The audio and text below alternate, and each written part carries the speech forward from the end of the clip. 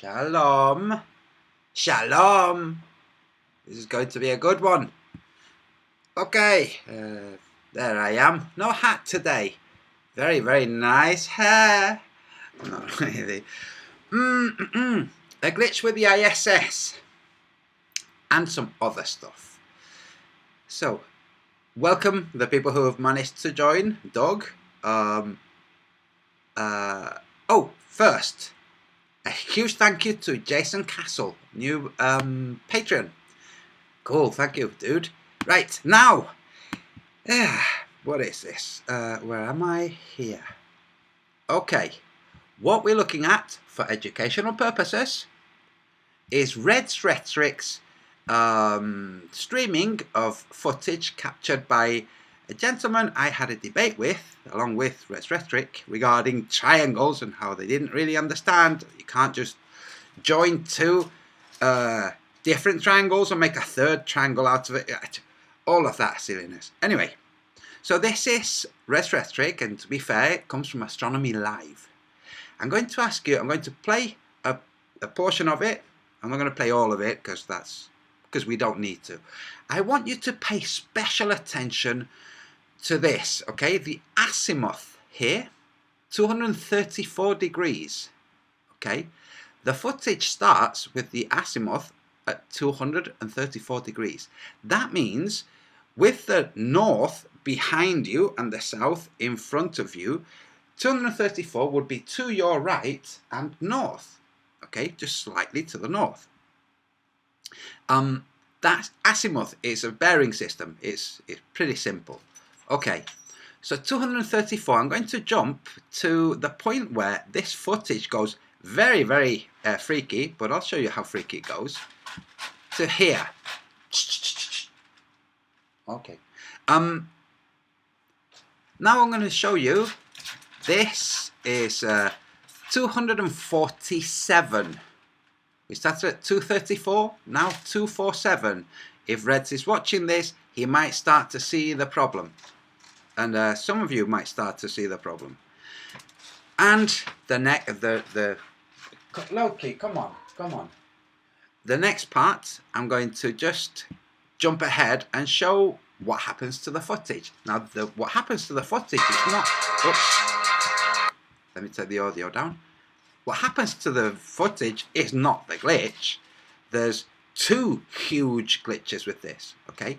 So the rest of the footage from just after halfway is this. This is apparently, this is the ISS. Yeah, you might think, well, that's very freaky for the ISS, for an astronomer capturing it. What the heck's wrong with his equipment? Loki, come on, stop protesting. He's protesting because I've put him in... Anyway, Loki is the cat, by the way.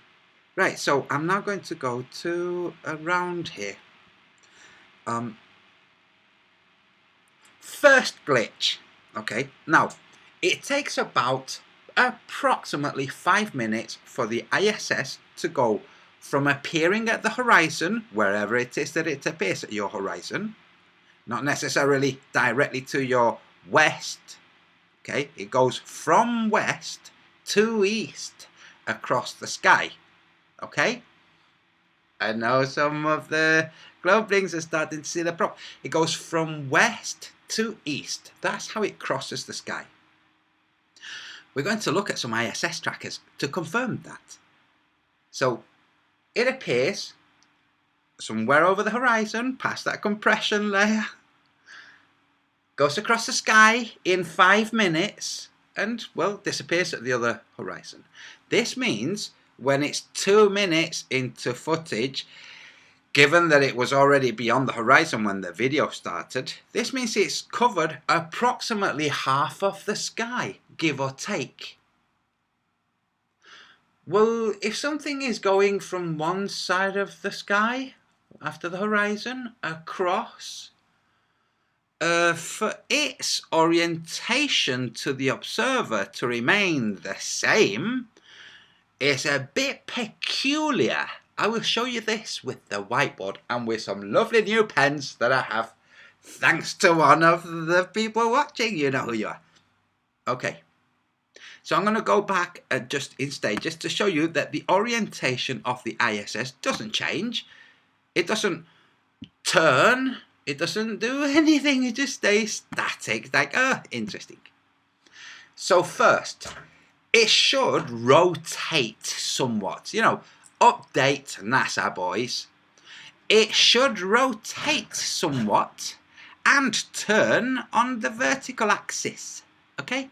So it should rotate on a horizontal axis and turn on a vertical axis. Do you understand? Yes, that's right, it should. Just like the moon does. See? Now, well, apart from, the moon doesn't rotate on a vertical axis. Now we're going to look at some ISS trackers, because you can track the ISS live. So we're going to look at live ISS trackers. First, I nearly gave the game away. We will come back to that. So this is the ISS tracker. Here's the ISS. Okay? Wonderful. Let's look at another ISS tracker. Oh dear. It looks like it's a bit further west on the second ISS tracker. Let's look at, what's this? Oh, and here it's interesting. We're just comparing 3 ISS trackers, live ISS trackers, and none of them match. The 3 of them have the ISS in a different location. Now, obviously the people going through cognitive dissonance will be saying, well, it's probably because the website doesn't know your location. It doesn't matter whether the website knows my location. If this is an object scrolling around above the Earth, it has a nadir. It has a point directly underneath it.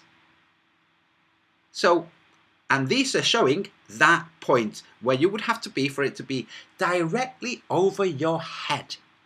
Okay? Well, according to this one, that's where you'd be, just there, for it to be right over your head. And for this one, further over towards Indonesia.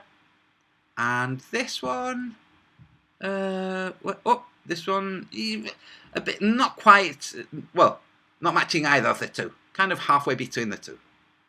It's like, that's interesting for something being tracked live by, well, satellite companies, NASA and the ESA. Why the discrepancy? And other realists and other pondlings have shown this before. This was shown years and years ago. Why the discrepancy? Why different locations? What's wrong with the situation here? Now you might wonder what the white curved line versus the yellow curved line is. Well, it tells you the white curved line will be where the ISS will be in 1.5 hours. And the yellow line where it was 1.5 hours ago. That's what that's showing. According to this one, that's the situation. And according to this one, that's the situation. And all of these are tracking live. Let's see, this one, just kind of forget the thing, I don't know if you can see my cursor, but look at where they left off. The next orbit. Yeah, we'll just leave it around there. Leave it around Europe, yeah. Okay. Remember, that's supposed to be telling us where it will be in an hour and a half's time. So you can go out and track it. Well, according to this, an hour and a half time, it would be off the coast of India. According to this one, yep, also off the coast of India. According to the previous one, somewhere in Europe. Like, they probably just stopped rendering. Never mind that. The problem is, why aren't the 3 of them telling you that the ISS is at the same place on Earth? We will come back to these. I will let them carry on playing. But first, the big problem with this. Not only is it the ISS not actually behaving like a real 3-dimensional object, and I will show, like I said, with the whiteboard. It's just not behaving like a real 3D object. But the azimuth, there's a problem with the azimuth. Now it's at 247. Let me zoom in. Sorry, 242. We started at 234. So let's go back to around here. And it's around 234. Yep. Okay. Here's Mooncalc. And this is just to help illustrate the azimuth. So it's now at 234. I'm now going to scroll to 242. Okay, watch very carefully. 242. Which way? Let's imagine that what's being tracked is the ISS. Did it move to the east or did it move to the west? Let me do it again. I'm going to go back to 234. This is when the footage starts, and 2 minutes later, the ISS is, what's the direction?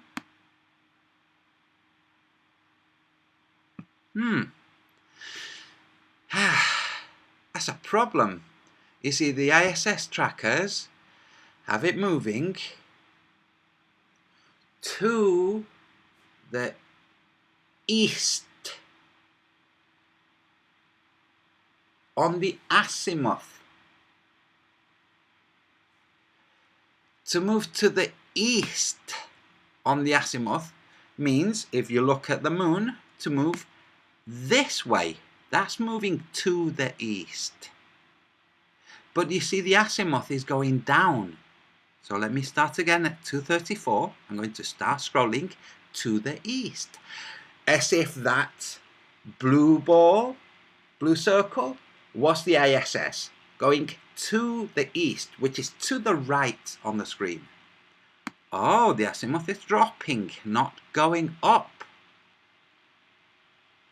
Oopsie daisies, that's a problem. I suppose astronomers use inverted azimuth when they need to, because the world doesn't actually correspond to the real world, so they just, we invert it. Okay. Well, where is the ISS?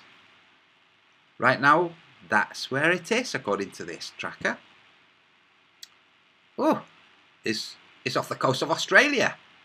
It's north of Perth here. Let's see the previous one.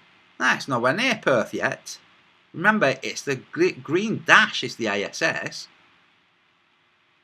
It's nowhere near Australia. Well, 1,000 miles away from Australia, give or take. No, this one, no. It's now technically over Australia. That's interesting. Let's look at the third one. Also nowhere near Australia. That's so peculiar. Australia, not Australia. ISS being tracked live for those people who want to go out and video the ISS. So there are people now in Indonesia who could go out and video the ISS. But there are also people now in Australia who could go out and video the ISS. That's interesting. Let's see the third one again. And again, these just south of Indonesia. That's just so interesting. It's just so very, very interesting. It's almost like it kind of depends what tracker you use on where the ISS actually is. That's not how the real world works. If you're tracking a parcel and the parcel is 5 miles away from you to your north, it's not also 8 miles away from you to the northeast, whilst also 6 miles away from you to the northeast. That's just not how the real world works. So what is this glitch with the ISS? You see, now absolutely definitely over Australia. Not according to this one, it isn't. Yes, according to this one. That's the ESA. Well, not according to this one. But what about... And this is satflare.com. To track the ISS. Watch, I'm going to scroll up. Online satellite and flare tracking. Good Lord, looks like there's some kind of problem.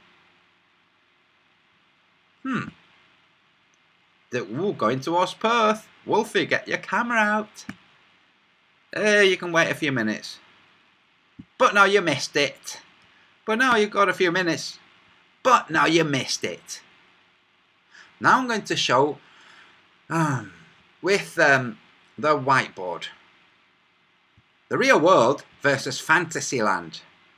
But first, I will have to find my whiteboard. Because just a second. Just had chaos going on.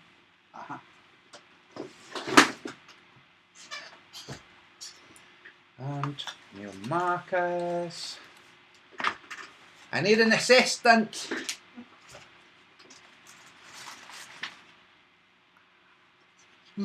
Okay.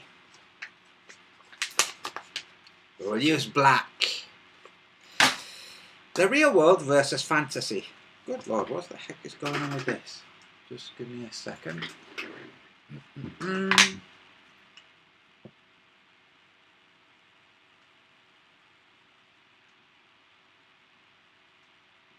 The whiteboard's behaving like somebody drew with permanent marker, which I think is exactly what I did.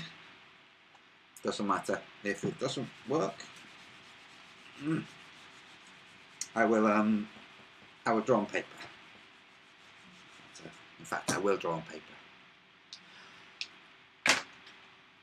Okay.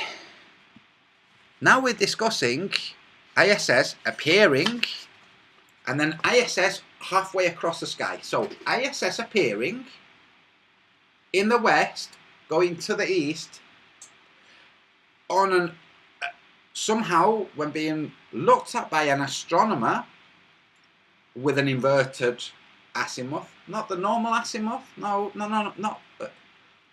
really an inverted azimuth, just an inverted and flipped, an impossible azimuth. Okay. So let me get a marker. We'll use red. Normal marker. I'm not going to use the whiteboard markers for this. That'd be a waste. So I'm going to place a horizon there, and I'm going to place a shape to play the role of the ISS. That's all I'm doing. I'm not trying to be accurate or anything like that. Here's that shape. It appears over the horizon like so. As it goes across the sky, it's not really possible for it to stay like this for the camera. It must, well, and I will point an arrow to the horizon, okay? It must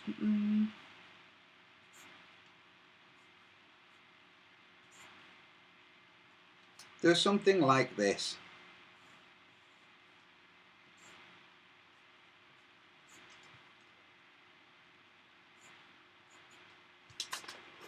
Like so, as it goes across the sky. It has to. There is absolutely no chance that it can be rotating around your indexical point of view to remain at the same orientation all of the time. And for those who think, well, he must have been compensating like the observatories do when tracking eclipses, especially eclipses of the moon, when they rotate their equipment as the moon rotates across the sky. You must be doing the same. It's like, nah, because this is only one axis of rotation. Let me see. Yeah, 1 second. It should also, must also be doing this. So,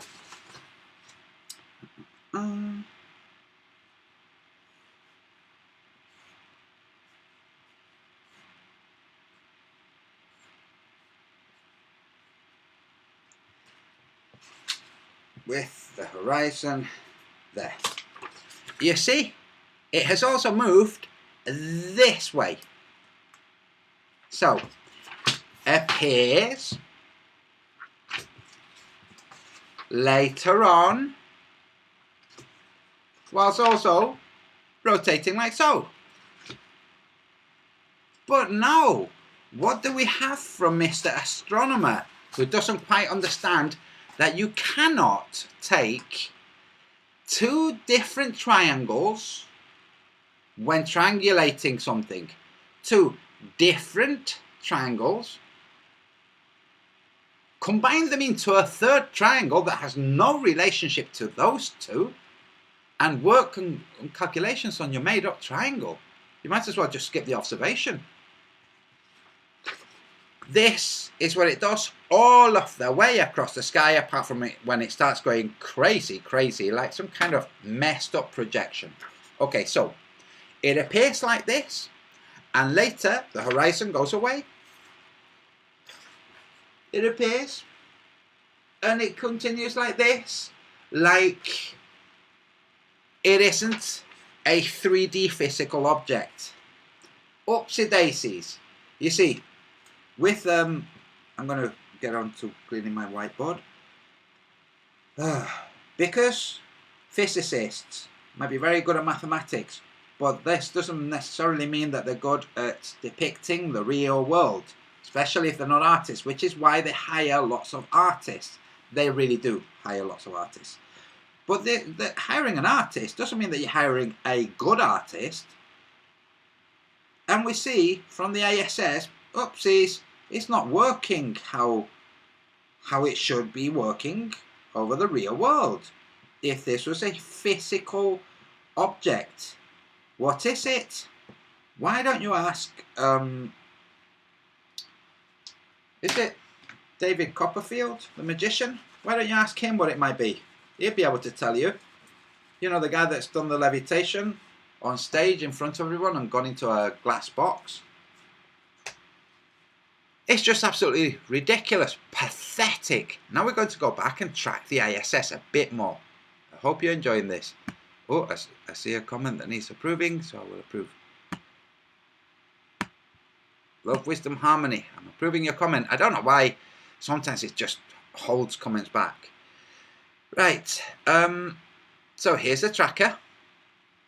Let's see where the ISS is. Oh, off the south coast of Australia, according to this tracker.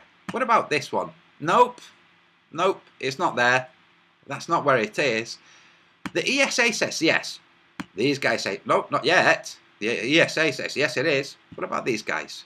Who are these guys? Let's look at. Let's do a search. Let's just do a straightforward search for ISS trackers. Okay, that's what we'll do. We'll just pick at random and compare. ISS tracker live. And we'll pick live space station tracking. That's from NASA. Let's see where NASA says it is. Oops, where is it? Then we have to go somewhere else. Oh, no, there you go. Oh, it's the ESA, it's the same ones. Same as this. No, there's this. Oh, it's a shame. Off the coast off the south coast of Tasmania. No, not yet. Oh, and I'm going to be playing this brilliant woman next. Let's go and find some other tracker. I have to spot the International Space Station live tracker and UK times. Oh, let's go for this one.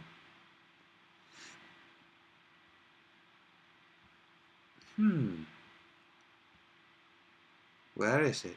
I want a map. Come on, don't be silly. No, no map. Okay. Oh, yes, there was the map. It's the same one from the ESA. There. Let me move this across. Oh, interesting. Yes, further west. Not yet. Arriving at New Zealand. Yeah. Same. ESA. This is interesting.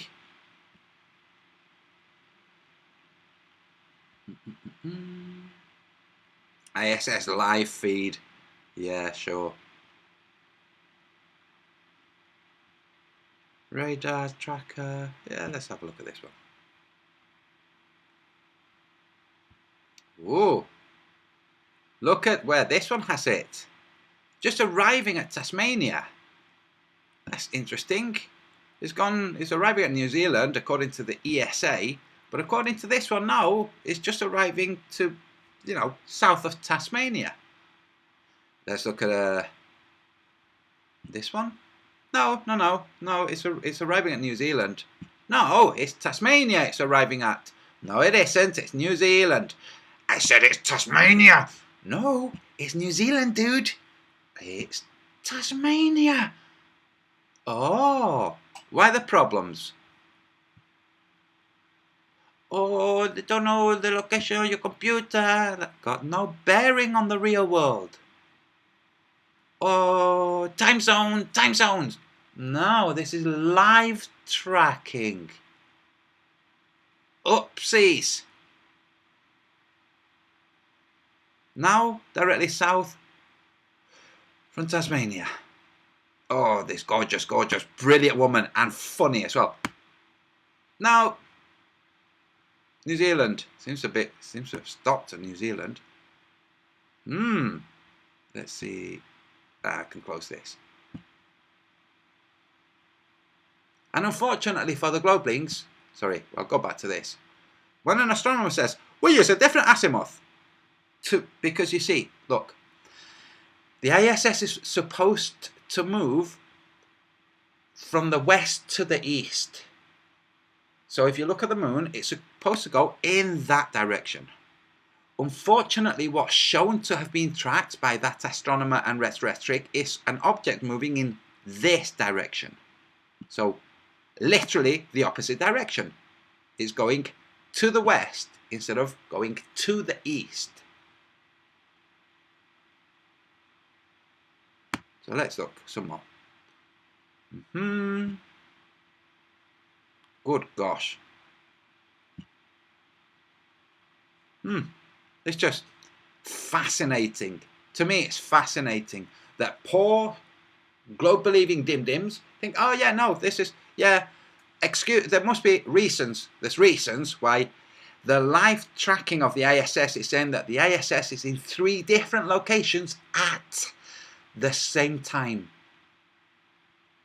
And now I'm going to drink my tea, join you in the chat while I play this woman. Total, nothing to do with flat earth or anything like that, but to do with the real world and some of that craziness going on. She's brilliant. Okay, this is her channel, Posey Parker. She is just, I've just come across her. She is just freaking ace and funny. One of these naturally funny people. So I'm going to play it. Enjoy. I hope she doesn't issue a copyright strike.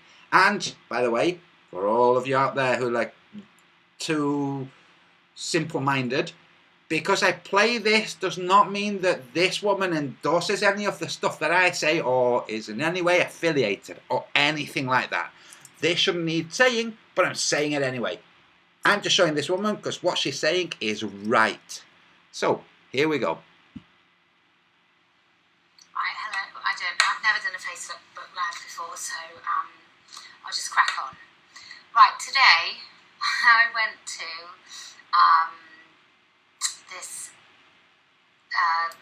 feminist fair thing, and it was a conference, and it was advertised as all genders, so that immediately pricks up my ears that it's going to be ridiculous, and I was absolutely right. So pop in, and I'm a little bit late. There's a ridiculous diversion. I get there 15 minutes late, and the room is filled with about 6 people. And there's 2 facilitators, and I walk in the room, and the first thing they do is ask people to introduce themselves and pronouns. Now, I look like this. I have visible breasts. I wear shitloads of makeup. I have dyed hair, stupid nails, rings. I speak like this. I'm 5'1".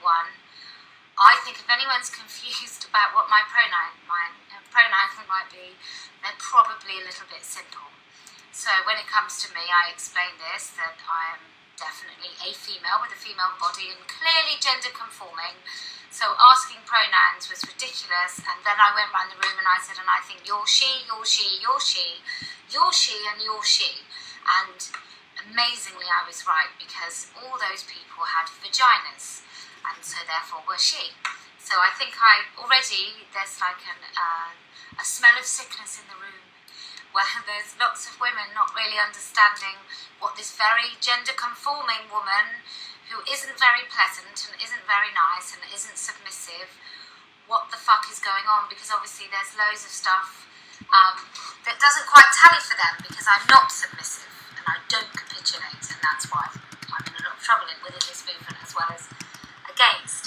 So then the whole thing continues, and I can't leave it. So first of all, we then have a two-page readout, two-page readout, two small print page, two sides, front and back, little Friends reference. And the facilitator, I'm going to call her that because actually she is facilitating a whole heap of shit, not just whatever crap she was doing today. She reads out, we are inclusive and we do want to make everyone feel safe. And it's really important that everyone feels safe, of all genders, and then we have to think about the people who couldn't be here today and maybe why they couldn't be here. I think she meant carless people. I'm not sure. I think she meant carless people. Maybe she meant that there was a KKK sign on the door, so women of colour felt excluded, and there was some Hitler Youth outside, so obviously that excluded all Jewish people. And then I think Tommy Robinson had a gathering outside, so that really finished off anybody else. And then who would be and then some Catholics. They were outside, so anyone that was pro-life, pro-choice couldn't come in. But it was, honestly, I've heard about this shit. This is why I don't work, because if diversity people came into work, I'd have a job for about 5 minutes, because I can't stomach it. I've got no patience. So anyway, so we're in, and then, by the way, before I went in, I checked the toilets. So it was male and female toilets, and on the female toilets, lo and behold, there is an all genders sign. So because it's really important that people feel included, I put the sign on the male toilet, so women can urinate free from penises, and if people are triggered by their own fucking biology, they can go in the all gender repurposed men's toilet. Which I think if you're going to do all gender toilets, that's where they should be, in the men's, because some men need to use some penises need a urinal, obviously. So anyway, so then I'm in this room and I can't let it go, and this girl talks about, and I'm going to say girl because it's very difficult to imagine that these are fully grown women. They are really immature, they are virtue signalling, they are a product of the left, and I say the left acknowledging that some people watching this will be on the left, and that I used to be on the left, and now I'm politically homeless. But there's kind of an immediacy to make sure you fit in over and above long-term principles or decency, human decency. So then she sort of talks about how it's really important about staring. So hang on, nobody's talking this quickly. It's like, yeah, it's really important to acknowledge feelings and conflict. That's really powerful that you said that. And it's really important that we acknowledge what's going on. So like in schools, like, boys should be whatever they want, yeah, like, and girls should be whatever, and gender harms everyone, and just goes on about this stuff, and so I just say, it's very real and present, the danger for girls at the moment in schools, girls not identifying as girls, but actual girls, that they will be sexually harassed, sexually assaulted, raped, and so on in schools. How do you square that with the fact that you're talking about about gender stereotypes, and gender is a prison in which women have to live. But gender roles and norms are something that we impose, and at the same time you're saying that if people don't fit in, they should be trans. That really pushes boundaries. I said, no, it doesn't. It endorses boundaries. It just puts people in different boxes. That's what you're doing. I swear to God, it was again like the guy at the train station where I wore a woman t-shirt. The fear of truth and things that don't fit in amongst these people is, it is bonkers. It's quite funny. I did sort of sit there with a, what are you saying?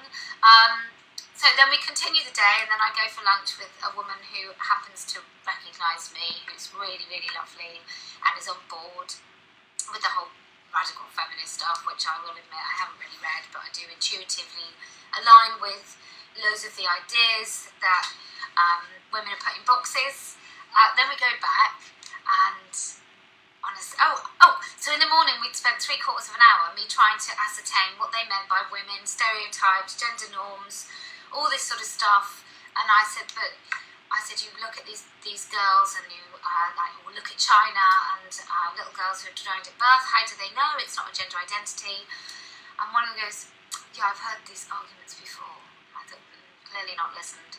But I've heard these arguments before, and it's really important that we're inclusive. And I said, but you need to explain what that means, because I'm a woman that says trans women aren't women. And so what you're saying to me is that my voice is excluded, whereas someone like Paris Lees could walk in and their voice would be included. So you're really excluding females who object to males in their space by insisting that males go in their space. So if a girl having a period at school, and it's really embarrassing if you have to go and scrunchily go through wrappers and go to the toilet, I said, and she goes in the toilet, and then she knows that there's a boy next to her, no matter how he fucking identifies, but there's a boy next to her. You saying that her right to privacy and dignity is lesser than his right to piss on a girl's toilet seat? I think I was a little more kind. And she was like, I've never really thought of it. Well, we would offer that girl a different space. So the female toilets, which are for females, you would then recommend someone not comfortable with a dick in the next door, you would advise that person to find a different toilet than a female toilet to send to men. And she's like, loads of what you just said is really transphobic. No, the lack of mouth movement.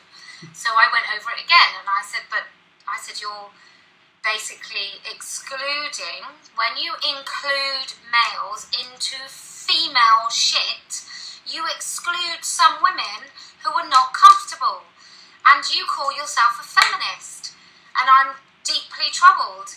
And let me give you a picture of the room. So all around the room there's and she called people trans international, which really did make me want to commit violence. Instead of international, she used transnational. For fuck's sake. So anyway, so here there was black feminists, over here there was suffragette stuff, over here there was abortion stuff, over there was contraception. We'd already discussed the fact that women couldn't even fucking hold on to their own wages, or attend a law school, or go to university. All these things are all acknowledged. And on the back of that I say, we're here, and now you're trying to say that all of these struggles were because we identified as women. And you must know that isn't true. You must know that isn't true. You're either displaying and expressing huge, terrifying dollops of cognitive dissonance, or you're lying. Because I can't believe that you can know all this stuff about this history and still think that it's about identity. It makes no sense. Well, then obviously I'm aggressive, and she no longer feels safe. Which I'm fucking pleased about, because nobody should feel safe with that ridiculous idea that a dick belongs in a woman's fucking space. Anyway, so I'm beginning to get irate, so I apologise, and I probably am darting all over the place with what happened this afternoon. But I did try and say to her, I want to understand where your cognitive dissonance comes from. I need to understand how you can hold these two ideas together. I need to understand it because I can't get past it. I can't get past the fact that you're basically telling a natal woman, you're telling me, a woman, that my desire to have a female-only space is not as important as a trans woman's right to be here. And you've just said in your piece that you've read out again from the opening that central to this is non-binary and trans-identified people. And I said, and you know and I know that you mean male because it's feminism. I said, so can I just clarify that? And the lady that was there can absolutely confirm this. I said, can you clarify that what you've just said is in these workshops, the most important people to feel safe and centred are non-binary and trans-identified males? And her answer was, yes. Yeah. Yes. And I said, and you want to actually say that? You want to have that committed to my brain and memory, and in the ether in this room for everyone to hear, you want everyone to know that you're centering trans-identified males and non-binary males. And she said, yes. And then the other dickhead said, did you know women of colour's mortality rate is 37? And so I said, let's not do the Monroe Bergdorf School of Feminism here, because he's still got a cock. And does porny shoots and wraps himself in cling film or bubble wrap or whatever the fuck it is. And she was like, oh God, I can't believe. And I said, look, maybe if you're a Brazilian prostitute of colour, maybe you're a woman, a trans woman, maybe that is a clear, maybe that is true, that your mortality rate is 37. I said, but I don't know what it is for women in that region, do you? No, she said. So I said, so where's your comparison? And she's like, well, you know, not all of us have statistics. And I said, then don't fucking use them. Don't use a statistic to tell me that a trans woman of colour is more oppressed than me because they might die at 37. I was like, do you know in this country, in the last decade, it's more risky to be a victim of trans murder, being murdered by a trans woman, than it is somebody has murdered a trans woman. And then this woman literally looked like she was going to fucking puke on the floor because I was being so horrifically transphobic. So anyway, so there's the scene. This isn't even the bad bit. This is, I lose my temper in a minute. At the moment, I'm just not allowing people to get away with bullshit, which is a reason that the feminists, some aspects of the socialist, feminist, whatever they want to call the movement, don't like me. Because I can't do it. I won't do it. I will not do it. It's not a call-out culture, it's just fucking telling people how it is. So anyway, so then I see the poster that says TERF. These people, let me just tell you, these are the Feminist Archive Society, some sort of hatpin archive, something, some body of work. Lottery and Heritage, Lottery Trust Heritage, government funded wankers who talked about Sisters Uncut as being they aspire to be like them. And I was like, what's that, supporting male violent bastards in a trial? Is that what Sisters Uncut do? Because, you know, Tanis Wolfe and these people, like, didn't know. And I said, but you know, he punched a woman to the floor and then she didn't get any compensation because she didn't say she in this court case. Is that the Sisters Uncut? We'll fuck up TERFs, I want to punch a TERF? Those Sisters Uncut, or is it another Sisters Uncut that we don't fucking know about because they don't exist? Anyway, so I go over and I just rip this poster from the wall and I just put it in front of them. And obviously it's a gross act of violence. And I said, what the fuck? What the fuck is this? This is dehumanising women to the point that men can punch us and threaten us with violence and rape and doxing and every fucking thing else that has happened. This is me being a TERF is why men can put my kids online, take pictures off my mother-in-law's fucking Facebook and put pictures of me online. TERF is the reason that that woman got punched and nobody even gave a shit. TERF is dehumanising. I was like, you might as well just use a racist slur, because that's the same thing. That's the reason that black people were treated so badly, is because we could dehumanise them with fucking with language that meant they were no longer people. It wasn't let me punch that person, it was let me punch that whatever. And that's what TERF is. TERF means radical. I was like, don't fucking tell me what it means. It is a shortcut to fucking over women. It is a shortcut to committing actual violence, not words hurt my feelings, I might cry. Not that sort of violence. The violence that really leaves bruises on people's faces. That violence. The violence that means that women are no longer heard in public spaces, that professors are losing their jobs, that people at the BBC are not getting their contracts renewed.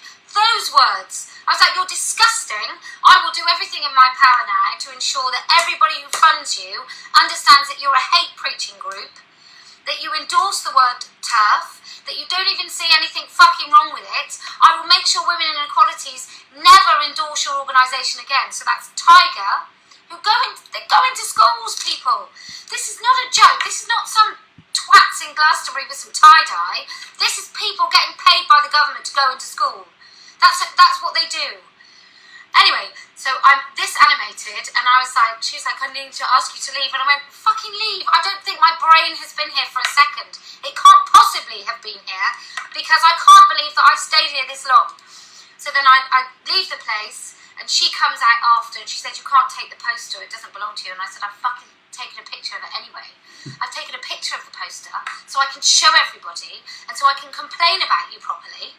And then she said, I don't know what's wrong with you. And I said, you think women have penises? That is what's wrong with me. That is the nugget of what is wrong with everything that you do. That first and foremost is a cock in your brain. And then, somewhere down the line, the only way you consider women is by telling us to fucking move over to let these cocks in our space and take our jobs and do everything. And she said, you're obsessed with genitals. And I went, well, vaginas don't rape anyone. Vaginas don't impregnate people. Vaginas aren't the reason that the fucking Romans sat at the bottom of the bed and killed children if they didn't look like them. Has the world gone mad? Has it gone mad? It's not just a few people on Twitter anymore, ladies. It's not. It's people in our schools. They've all got in there before anyone can say, let's talk about what is happening to girls and self-harm and double mastectomies and fucking binders and not being allowed to be women without us being either squeeze your tits together and look at cleavage. We're not allowed to do these things. And honestly, I'm so angry. But we're not allowed to be women. We're either allowed to be the thing that everyone wants to fuck, or we have to hide ourselves away and be something that no one dare look at. And it's disgusting that the whole fucking trans thing is basically endorsing that, because all these pornified, AGP-addled wanker men that obviously have either got some fucking mummy issues or spent too much time watching porn, these men are endorsing the notion that the only thing that is important about women is Sean Fay. I'll grab my picture of the children's hero, Susie Green, children's hero. Let's all cut our children's dicks off. But Sean Fay, like this, over a picture, over a sticker. Now, and also doing this, doing that to hold the sticker so that he looks like he's got some cleavage, and appreciate my chins.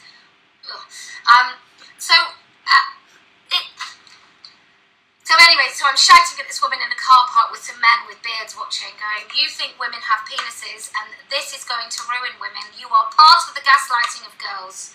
Because what you did in your introduction is you told women that if they didn't agree that cocks belong in women's spaces, then we were unkind and wrong. And at my daughter's old school, where she was told she was weird for saying trans women are women, we've all got a fucking letter from a primary school that a 9 or 10-year-old boy is now identifying as a girl. And every single child in that school is told he was born in the wrong body. And so let me just go back to my point, because I am going all over the place, so I'm really sorry. The point about what we're doing and fighting this, the point about this is that it's almost too late, because those young women today have no understanding that the reason they're doing what they're doing is to capitulate to men, whether it's trans women or whatever it is. They have no idea that that's what they're doing, and honestly, it makes me sick to my stomach. I don't feel sorry for them. Don't get me wrong. I'm not going to feel sorry for them. I'm not going to pretend they don't have agency.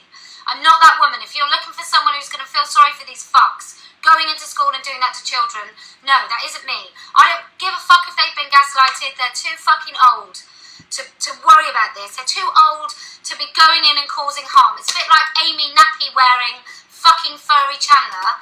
He may well have been a victim of some terrible stuff, but fuck me, he's 20 years old and he's doing shit to people that he shouldn't be doing. So I'm not doing it. I'm not going to feel sorry for these women.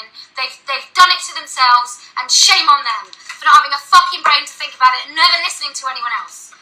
So anyway, I'm talking about trans women, she's going vaginas and penis, or you obsessed with genitals. Anyway, so what you have to do, I don't care if you're meek, I don't care if you think that whatever your society, your job, your whatever the fuck, I don't care. I don't care if you think you're at risk. I don't care. I care that my daughter is about to start secondary school, where it's really feasible that she's going to get told that she's not a nice human if she doesn't let someone with a penis in her changing room, right? That's going to happen to your daughters, your friends' daughters, little girls up and down the country. They're all going to be told before that kind of uneasy, creepy, what the fuck is this thought gets to formulate properly in their brains. Before that can happen, they're going to be told that they're not kind if they exclude these trans children with penises. Let's just call them boys. That's what they're going to be told. And at the same time as they're told that they're unkind if they don't include these boys, is they're going to have boys telling them that they've got nice tits as soon as they've got them, or they're going to be upskirted, or they're going to have their vaginas altered to be tighter, prettier, more porny. They're going to have bacterial infections from removing every tiny little hair on their bodies. And at the same time, they're still going to be told, no matter what fucking boundary you put in place, no matter what you feel, no matter whether you feel it's uneasy, that deputy head teacher who went home as Mr. fucking James has come back Miss James, and everyone has to call him some girly prick porny name like Priscilla. By the time that's happened, everyone's fucked. We're fucked. Heterosexual girls, you're fucked, and if you're lesbian, you're going to be fucked by a bloke anyway. It's got to stop. You have to do whatever it is. I don't give a shit if you have to work with people that you loathe. I don't care. I don't care that some of the women on our side have decided that I'm an Islamophobic, racist, fucking white supremacist, whatever they think I do.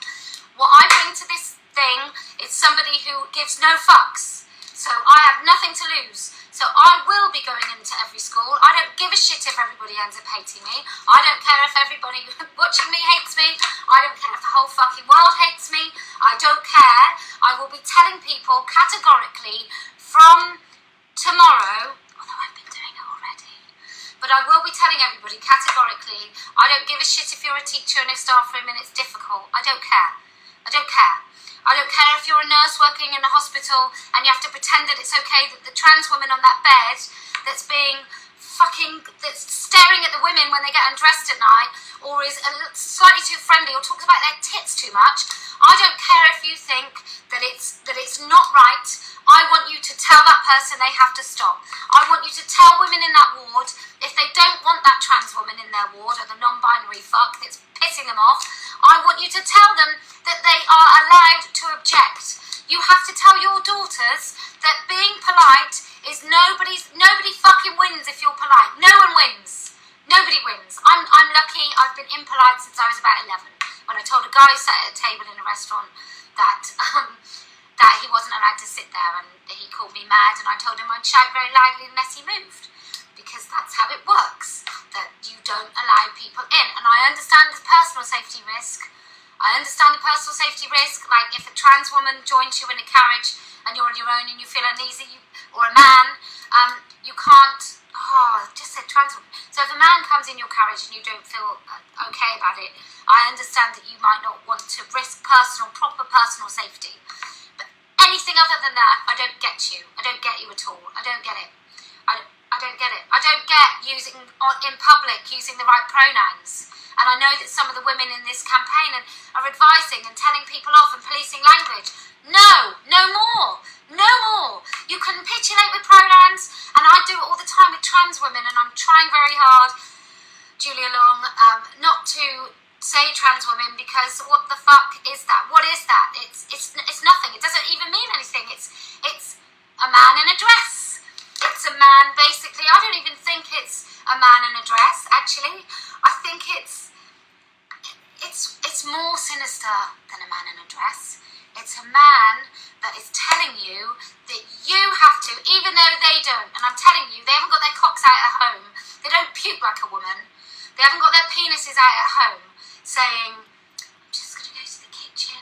They're not doing the unpaid labour. If they're heterosexual with their lesbian wife, they aren't doing the unpaid labour. They aren't being women in any other way except some fetishy fantasy that wants you to pretend that you think they're women.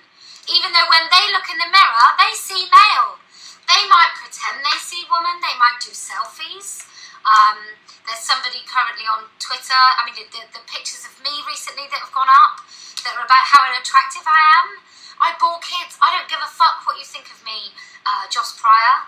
Or I'm not even going to name any more people. He's just somebody I plucked because he's a proper fucking AGP who took selfies. And that typical thing that loads of the trans women do when they first become trans. Shut up! What the men do when they first try and force other people to say they're women, when they wear the women costume, what those men do is take fuckloads of selfies. So I'm going to say it again. No more politeness. You don't have to be polite. You're not going to win. You're not going to win by using the right pronouns. You're not going to win by saying trans women.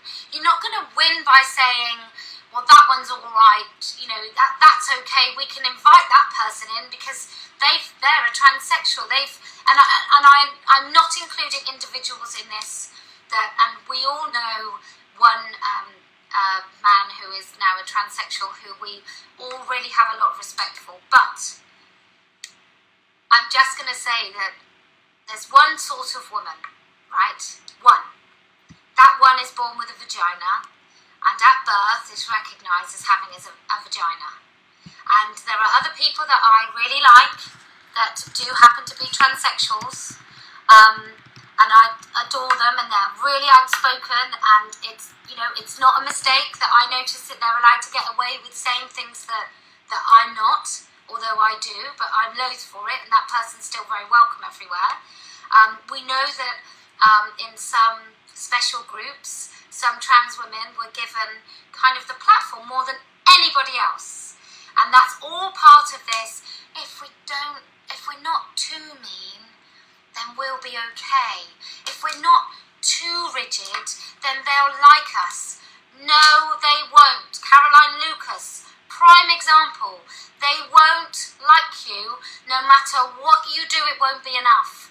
Unless you completely capitulate and say that trans women are women, trans women are lesbians are vile and bigoted for not accepting cob. Unless you do all of those things, I'm sorry, but it won't be enough for them. So, anyway, I've ranted a lot.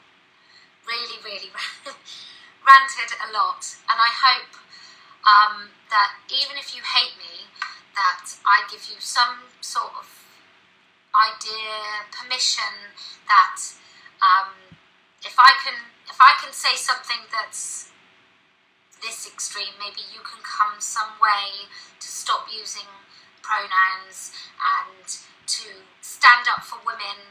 So actually, don't think of it when you say to your work, that person who calls himself a trans woman, that man is not allowed in the women's toilets. You are not excluding that man, you are including women.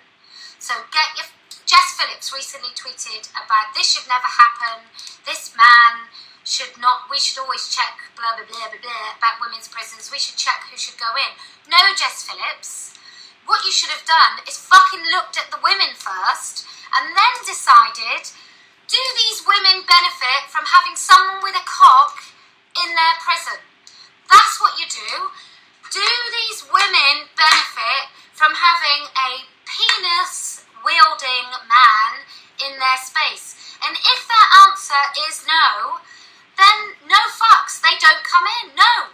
There is only one time that most women need a man. I happen to be in love with one, and I have 3 really lovely sons who I've brought up well, right? But actually, if you're not in a very happy heterosexual marriage and you don't have sons, there's a few places that you need a man, right? They might be some really tough stuff like heavy lifting. They're not in your toilets, not in your changing room, not in your women's group, not in your feminist group, not in your fucking online forums, not at your women's events, none of these places. So, women first, that's how you look at it. It's not excluding men, it's including women. Let's change the fucking language. It's not exclusion, it's inclusion. And it's just not penises. Anyway, not quite so angry anymore. I'm going to get a beer. Thanks very much. Bye. She's freaking brilliant. Okay, so people are asking for a link. So here comes the link. Greg T in the chat wrote that he identifies as transphobic. Hey, what happens if, there's some kind of town meeting about all of this, and I identify as this, and, well, I identify as transphobic. Now what happens? Yeah. Anyway, yes, she's freaking cool. Thanks, Madame Medusa, for passing me some other cool people that I'll be looking at later. Now back to flat earthness. That was just a break. That was a common sense break. Because let's face it, like, flat earth is supposed to be about common sense. There's a huge lack of discernment when it comes to flat earth because, well, flat earth throws you for a loop and people feel lost. And it's like, oh, there's a group of people saying flat earth, I'll join those. Oh, God. Like, well done. Now you're one of those sheep. So, and that goes for Owen Benjamin. Oh, wait, what? You haven't paid attention. You're 2 months into flat earth and you think these notable characters are notable because they're good and they have good information?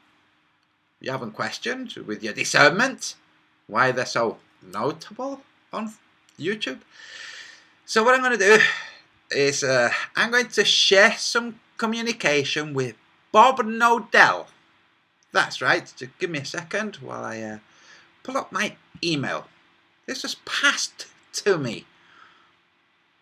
And I'm going to tell you first, I'm going to, my usual, I'm going to editorialize, but I'm going to just tell you point blank. So there's somebody saying to that Shelley Lewis woman, who I think she's not right, okay? But this person thinks that she is. Never mind that. That's not important. What's important is this guy saying to her, you want to look out, because she's new, okay? And like so many other new people don't realize that it's like, hey, this is not all hunky-dory. There are infiltrators here. There's people who spread complete gibberish. So this guy, let me pull it up. Yes. Oh, it's just that you couldn't script this. Okay. So here. So I'm going to read the messages. Give me a second. I'm going to share screen, and he won't mind because it's public. That's Donald. Okay.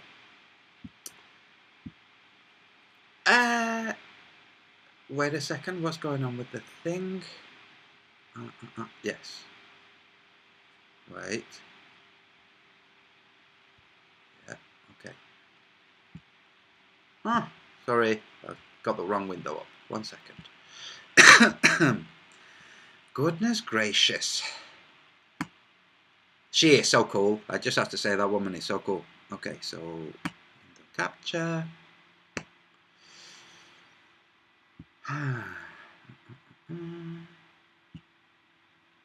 Here. Here's a comment, and I'm just going to read them. Okay, I might do voice. I can't guarantee that I will not do voices. Okay, first for Donald O'Thugnall. O'Thuggle. Please keep in mind. No. Please keep in mind, to Shelley Lewis, please keep in mind that there are agents within the FE. These agents are behind isolating real FEers and taking the narrative down the wrong path. That's all the guy has just said. He's saying this to Shelley. Please keep in mind that there are agents within the FE. These agents are behind isolating real flat earthers and taking the narrative down the wrong path. Jumps in Bob Nodell to Donald. Laugh out loud. Seriously? Perhaps you didn't get the bulletin, but the Plain Truth movie is a specific rebuttal to the Behind the Curve mockumentary. It would be very difficult to make this documentary without being involved with us. Wow, just wow. It's like, wait. Let's just go over that again.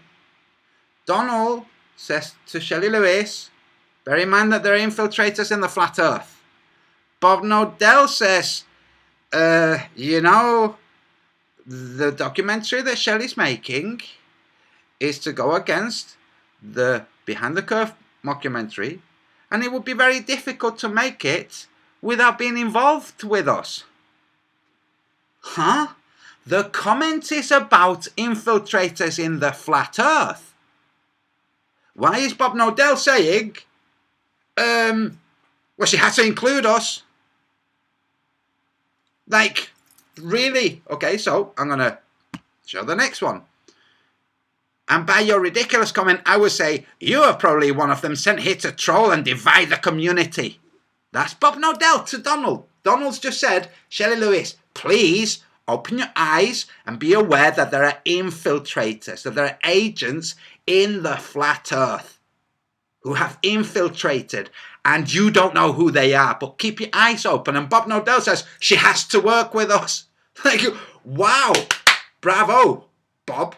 So Shelley replies, but we are blowing the Behind the Curve slice out the water. Nah, you won't.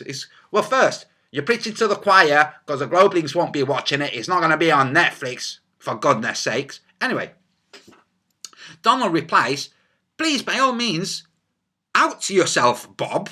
You're well known to have been involved isolating certain people. Where did you stand with Matt Powerland clips being used in Behind the Curve without his permission?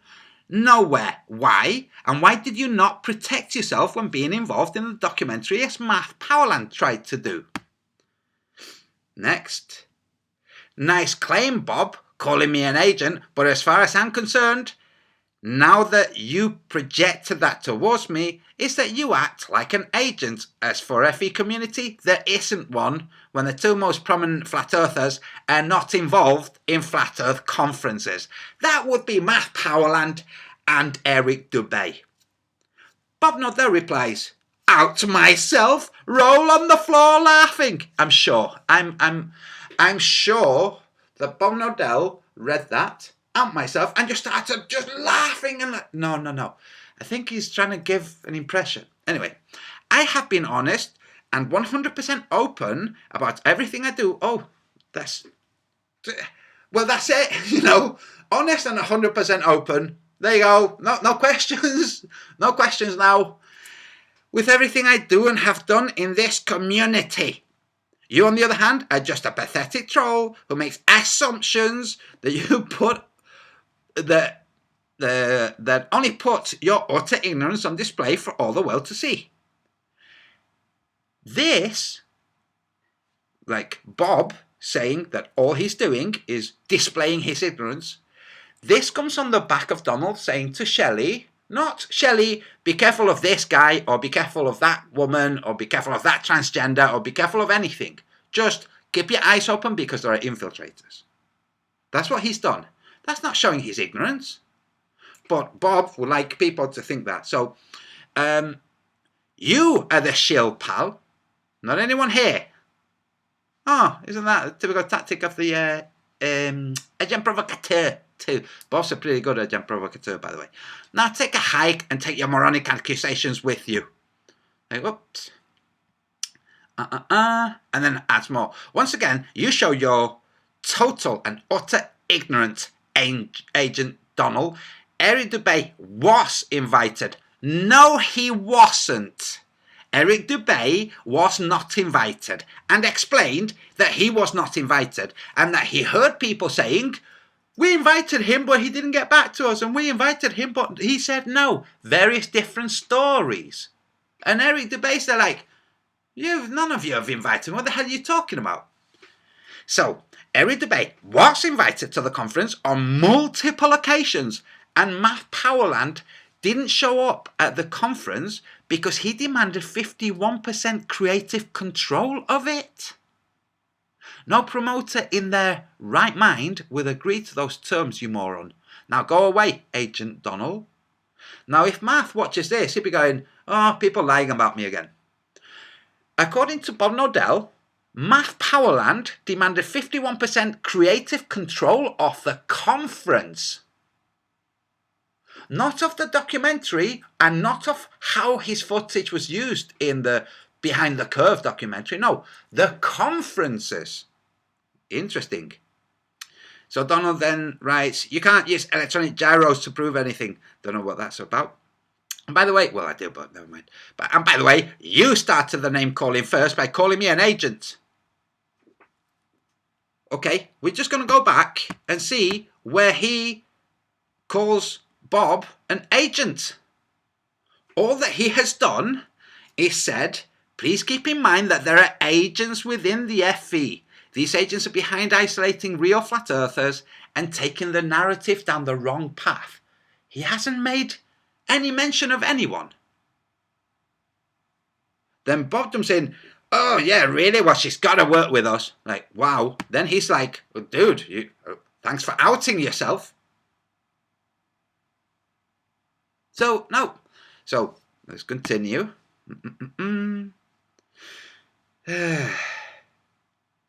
By the way, you started the name calling first by calling me an agent.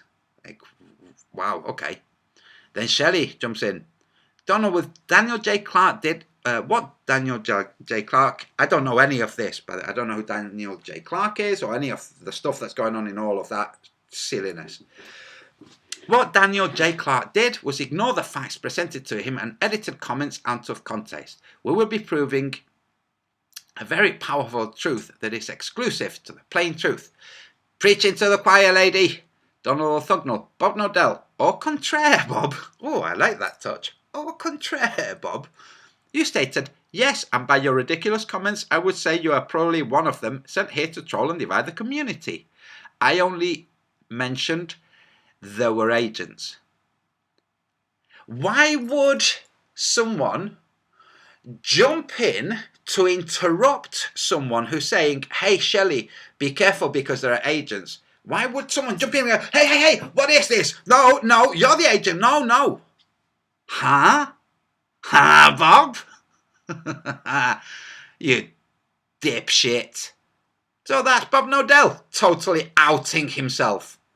Now, I'm going to go back up. I have the hat up. So, I might pull up a photo sent to Eric Dubé by one imposter when that imposter was trying to team up with Eric Dubé. Eric Dubé thought, oh, there's something not right with this person. Passed and then teamed up with Mark Sargent. So the imposter's like, I bought your books and everything, and sent a photo. I might. Let me see. I'm gonna look for it. Oh, sorry, by the way. There are more in the email. So let me go. Let me go back. So Donald sent me a series of other emails. Let me see. Messages. I mean, let's see. Yeah, involving Nathan Thompson, another shitty little infiltrator. It's going to turn out to be nothing but infiltrate. It's going to be like 9/11. All of the attention-grabbing, headlining flat earthness is going to turn out to be nothing more than all of the 9/11 truthers. All of them that call themselves 9/11 truthers, all of them spinning different bullshit stories. Very few real 9/11 investigators discussing, explaining. One of them, Dmitry Kalesov. They never mentioned Dmitry Kalesov. You know, Stephen Jones and... anyway, let me see.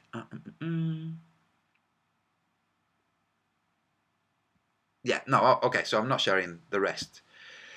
Because it's Nathan Jones, not important. Oh,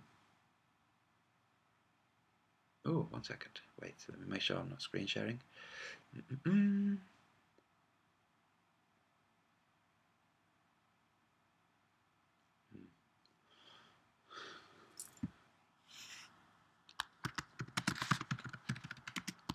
second.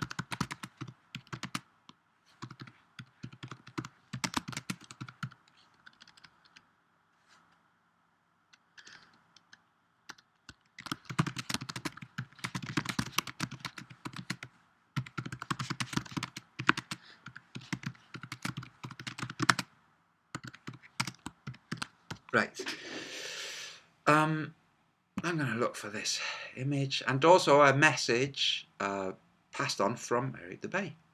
I'd love to have Eric Dubay on one time. One time, or lots of times, but I'm just looking for a message, looking through my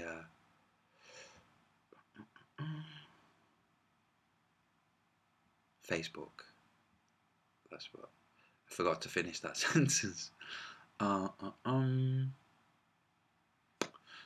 on. Right. So this guy passes me. Here we are. Okay.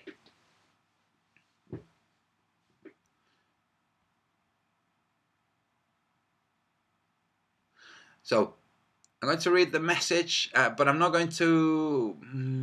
how do I do this without... I can't. I don't want to out the person that passed this to me. I'll just read it and then show the photo, maybe. Let's see. Let's see how that will play.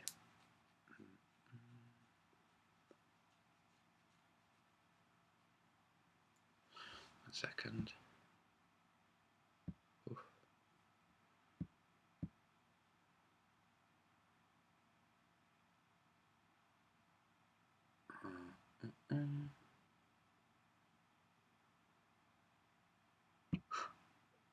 Okay, so I'm going to read the message, and this is from Eric Dubay, passed to me via a mutual acquaintance.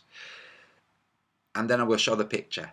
This is the picture he sent me before starting Hot Potatoes, before supposedly knowing Mark Sargent. He sent me this picture saying that I woke her up to the flat earth.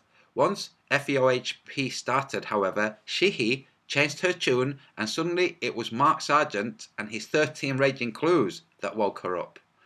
Even though she was already doing flat earth stuff before Mark Sargent has done the 13 clues. Who needs to pay attention to the world, huh? So now I will share the photo. Oh, these transgenders with their selfies. Let me see. If it's this one, it might be the wrong one. There you go. That's the one. Okay, so what do we have here? We have Eric Dubay's books, the Atlantean Conspiracy, and the Flat Earth Conspiracy. On somebody's thighs, in a fancy car. Oh, must be sexy, sexy. It's a transgender, dude. It's a transgender. Anyway, there you go. I just thought I would share that because it's funny. There you go. Now I'm going to join you in the chat. Also, I will go for a pee. And those who object to, people having like human needs, like some people minded, went off, had to do something. My mother came. I'm not going to say, no, spend sort of lit. Anyway, so some people really mind. They're like, you owe us. You dance for us, monkey. It's like, no, it doesn't work like that. Anyway, I'm with you in the chat now. I'm just looking at what's going on. And I will remind anybody who joins late that you're partway into a live stream. You can rewind. I have this set so you can rewind. You can rewind to the start and watch. I mean, of course, you'll not be able to enjoy the chat so much, but you can watch what's going on with the ISS and some poor globally dim delusional people who are too stupid to get it right and publish what they have as if, there you go, here's evidence that it's a real thing. Like, no, here's evidence. Oh, never mind. Here's evidence that it doesn't behave like a 3D object. That's what it's evidence of.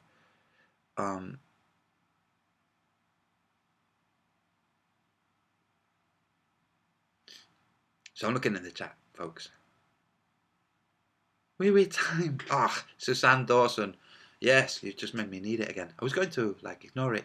Maybe I have the Trailer Park Boys still somewhere and can play it. Maybe.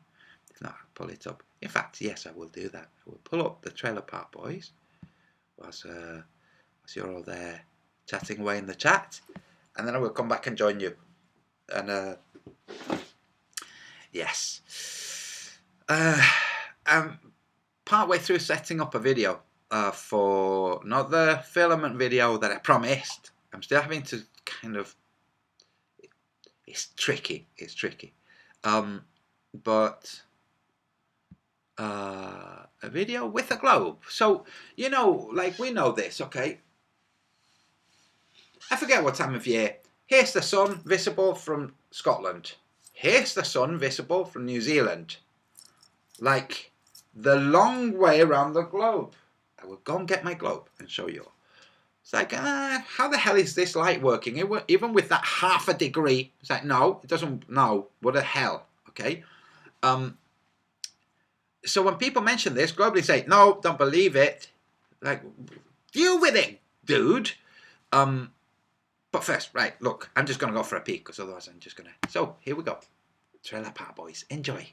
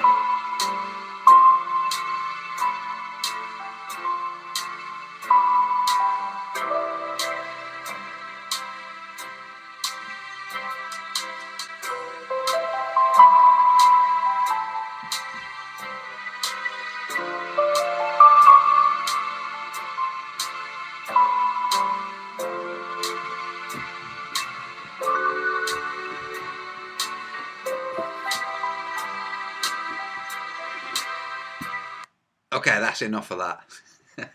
I just wanted to interrupt abruptly. Here's a physical globe.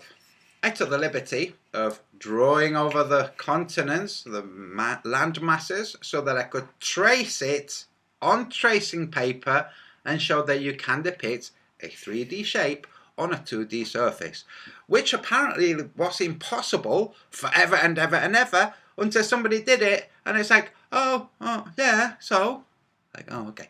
Now, I'm going to put my finger in Scotland. There's Scotland. There's my fingertip, Scotland. Now I'm going to put the other fingertip, in fact, tell you what, I will put Scotland there. See this? This is going to act as a good kind of divider, okay? So this divider, I'm going to show where New Zealand is. See the international, I'll tell you what, I will show with the marker the international date line, which the globe maps have there. Let me make sure that I'm showing it properly. There, see that? Okay, see this other New Zealand here?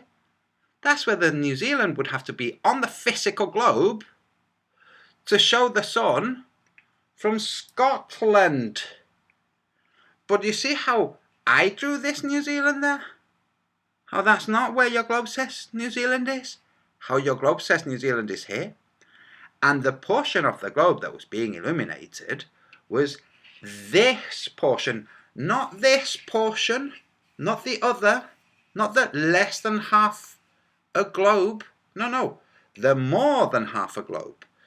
If you care to look into how much illumination falls on the Earth, what percentage of the sky is illuminated, is it 50% or is it 52%? It's 50.02%. Okay? So don't start thinking, oh no, light reaches round and no, it's a very small line. The diffused light. So that's the twilight at the end and start of the day. 1 second.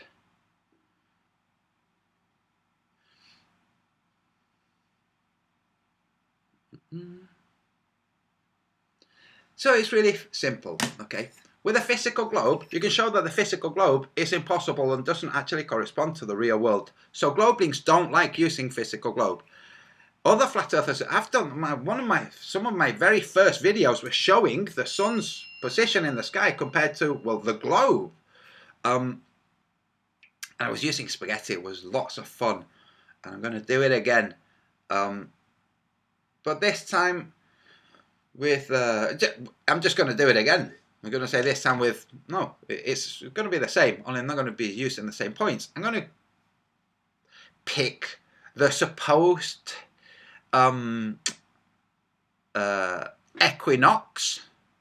I'm going to stick to a longitude, like Africa and Northern Europe, or South America and Northern Canada. And we'll see what happens with the globe and illumination on the equinox, which is when this is orientation between, if you're the sun, that's the orientation. This would be the June solstice, that would be the winter solstice or December solstice. Winter's a bit north-centric, to say it that way. So equinox, December, equinox, June, okay? Now, I've heard people saying this and it's like, you need to get it right. Okay, if you have the sun and you have the globe Earth, because the model is so confused, the globe model is so confused, we usually see the sun like this and the Earth going around like this, okay? So at this point, the Earth, the north is nearest to the sun, and that makes it the June solstice. Equinox, December solstice. Okay, that's how this plays. But this motion that we have displayed like this in diagrams is actually happening like this. It's the same motion, but at a 66-degree angle. Okay? But it's the same, if you change that angle to here, it's the same motion.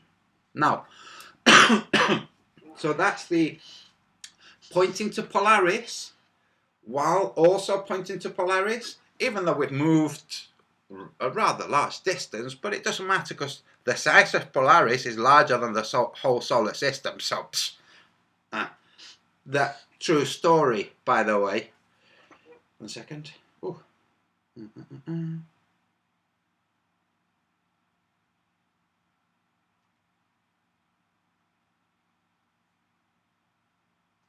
Right, so where was I?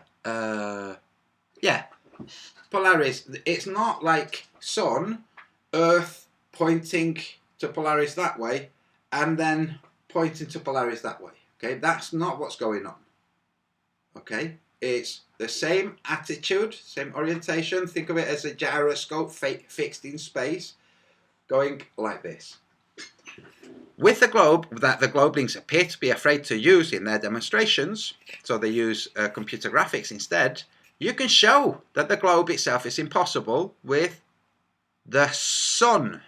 Even if you include that half degree when the sun's visible, even though it's gone past the horizon, it's like, no, there's the horizon, there's the sun. It's not past the horizon, it's there. Oh, no, you're seeing a reflection of it, a refracted version. Okay, even with that, you still can't see the sun in Scotland and New Zealand at the same time. Okay, even with that, because it's only 4 minutes. This, how much longer you can see the sun after it's gone through, gone beyond. It's 4 minutes altogether. That would be 2 minutes that you're seeing it after it's gone, and 2 minutes that they're seeing before it has arrived. So those 2 minutes, 2 and 2, 4. Earth rotation, time, rotation, 15 degrees, like, no, it doesn't. The 4 minutes, this does not apply to the 4 minutes. Okay, there's just no way of fitting a square peg into a round hole that's too small. Okay, there's just not, like, yeah, big round hole, easy. Okay, Globelings, you're afraid of your own model. You're afraid of it. That's why you don't use it. So I'm going to show, like, okay, here's the equinox. Here we have shadows that are pointing directly west at sunrise because the sun is directly to the east.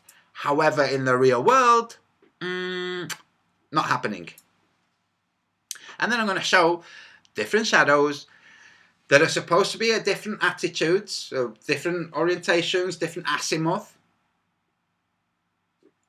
which are in the real world. The Globelings think, well, they're like that in the real world, therefore they must translate to the globe. Say, no, look. In the real world, you can see the sun from Scotland and New Zealand in the real world. Like, you can see that. It's setting in Scotland and it's risen in New Zealand. You're seeing that in the real world. That doesn't translate to your globe. Your equinox, which you thought happened in your globe because of your globe's position in its orbit, also doesn't actually happen in the real world. So we have things that do happen in the real world that can't happen on the globe, and things that are believed to happen on the globe which don't actually happen in the real world. Both ways, they're screwed. Okay, now I'm going back into the chat. Oops. Ah, so nice. Hey, what's going on? Oh, I see what's going on. I have the page paused, so I still have a posy in the thing. Hammond Walker, greetings, dude. How are you? How are you, sir? Not dude. I shouldn't say that. Yes, I saw it. I saw the new format. I replied to it. Much clearer. Equinot. That's right. So now I'm scrolling through the chat, seeing if anything jumps out at me.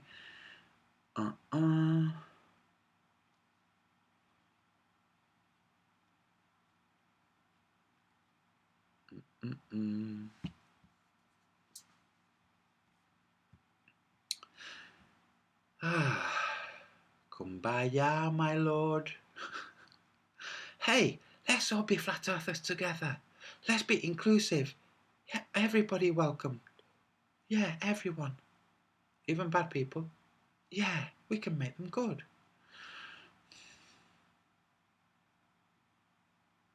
Angel fire. Sure. Yeah, thanks. Mm-mm.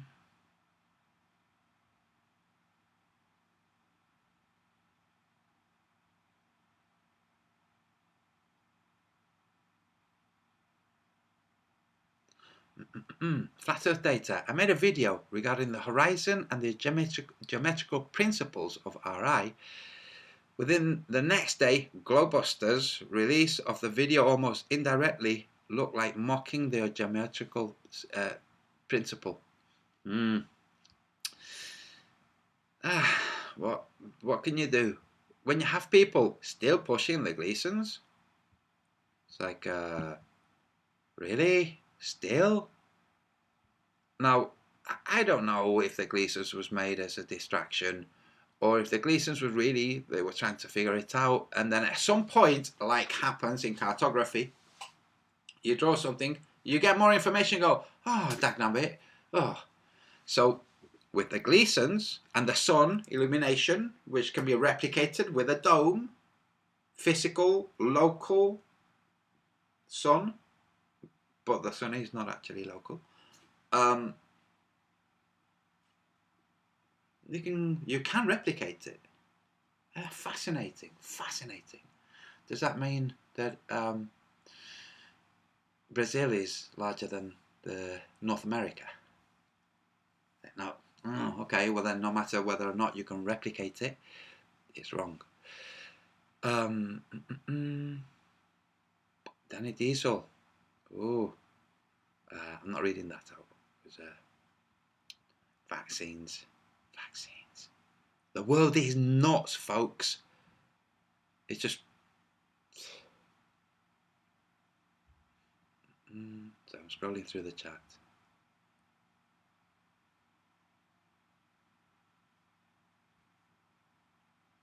I think I might have made a video some time ago. And if not, then I must have dreamed it. Or I was just in part of a thing.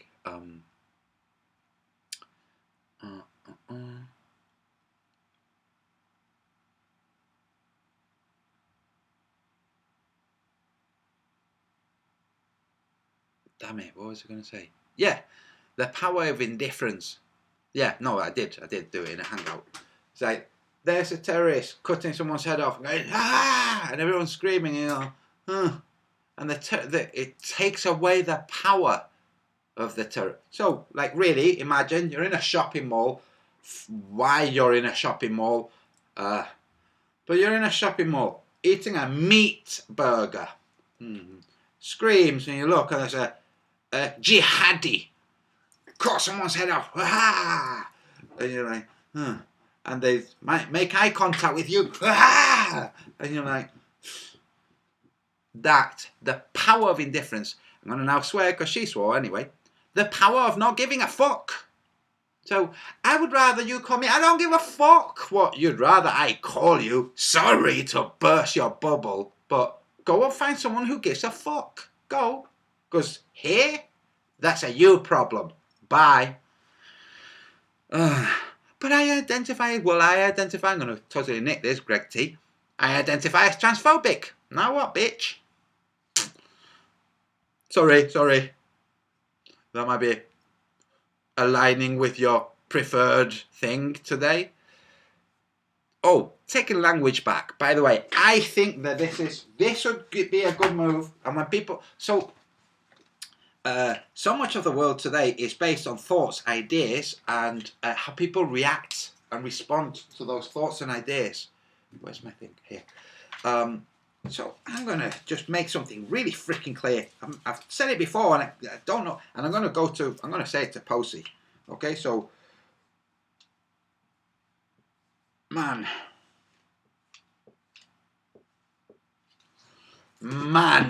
okay? Oh, man. The That's a picture of a man. I'm not bothering with the genitals. Wants to transgender into, little picture, into woman. Male, so man, transgendering into, not woman, just mutilated man. Okay. This is a trans male, a trans man, not a trans woman. This is not woman, and this thing has not transed into this.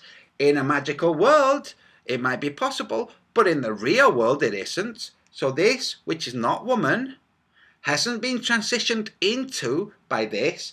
This is a man who wants to transition. This is a transgender male or a transgender man. Currently, these are called a transgender woman. Like, get rid of their delusion. They're a man. That's a transgender man. The imposter, formerly known as Patricia Stay, is a transgender man. Let's get it clear. Like, this is what's going on. Why are we using the trans and the term that the delusional person wants to be as the defining term? No, let's use the real world. It's a trans male, a trans man.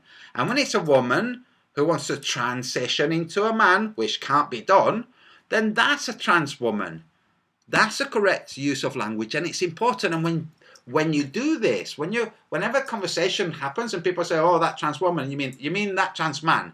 So Bruce Jenner is a trans male, it's a trans man.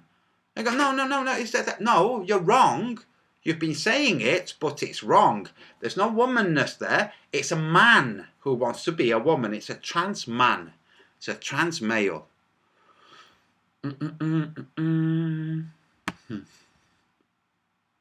Okay. Wait. Rudy got locked out of chat. Who's Rudy? Sparky Lee. I don't see. Who's Rudy?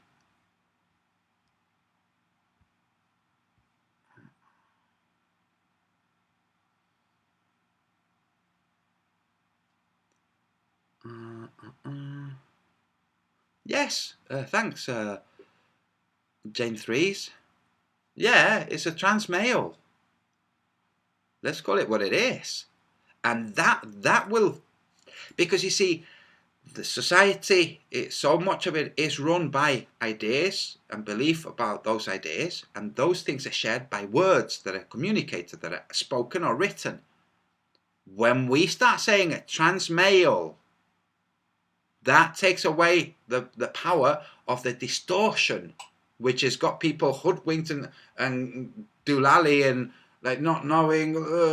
Like no, it's really simple. It's a man.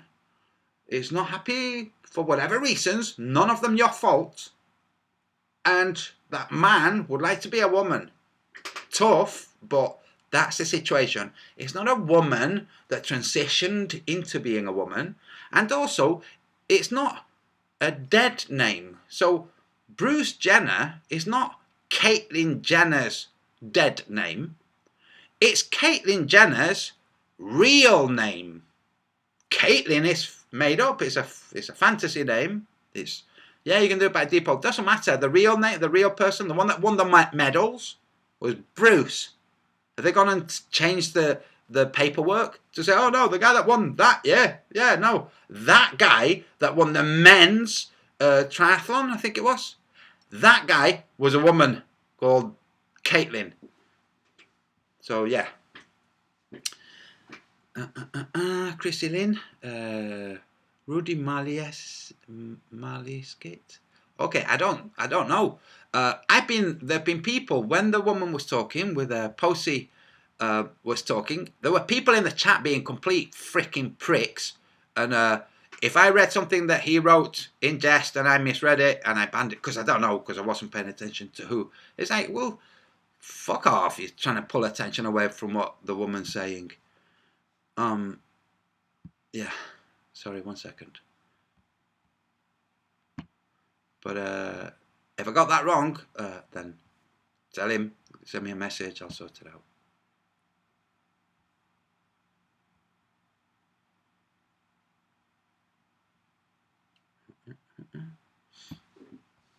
Right, so the PC lot will want to ban the King song, Lola and... Oh. Yes. Take a walk on the wild side. Lou Reed's song, Take a Walk on the Wild Side, and Lulu by The Kinks. Oh, I know what I wanted to play, and I am going to play it. Give me a second. Find it.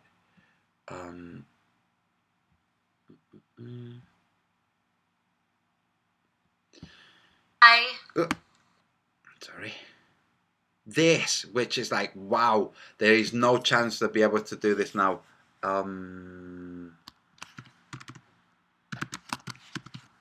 shown it before.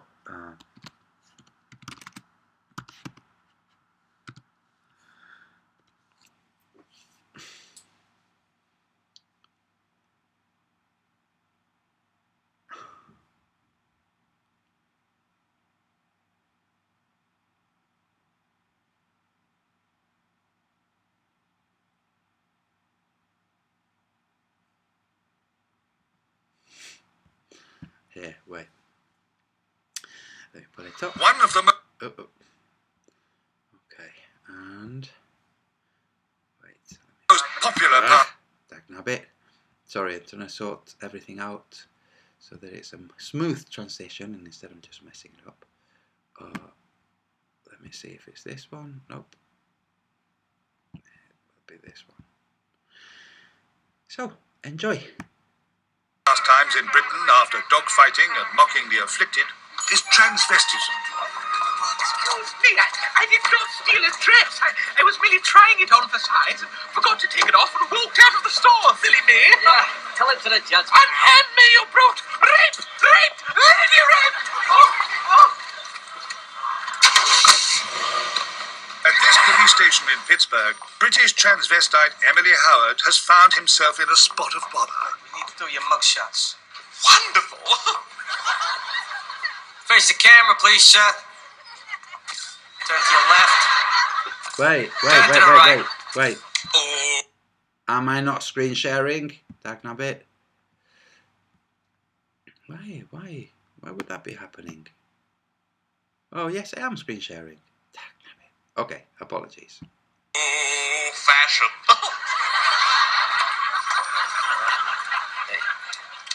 Okay, name. Emily Howard. Eddie Howard. Sex. We've only just met. Gender. How utterly absurd. I'm a lady. I do ladies' things. Male. Marital status. Many proposals from eligible gentlemen, but I don't have a ring on my finger just yet. Wife and 3 kids. Okay, you're allowed one phone call.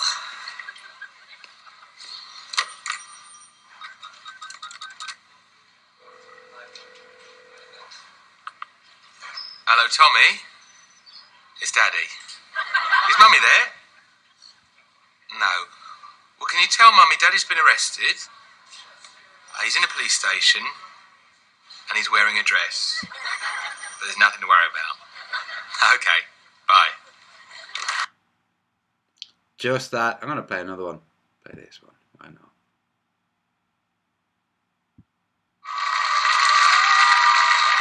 Oh, Emily, it was such a wonderful idea of yours to open up this ladies' shop. Why, thank you, Florence. Oh dear. Remember how the imposter had a shop for transgenders? Oh. My dear, yes, I think it's very important that ladies like us, we are ladies, aren't we? Oh, yes, Emily, we are certainly 2 of them. Yes, I think it's important that ladies like us have somewhere we can go, where we can buy our ladies' things, our little lace handkerchiefs, our parasols, our general ladies. Shit.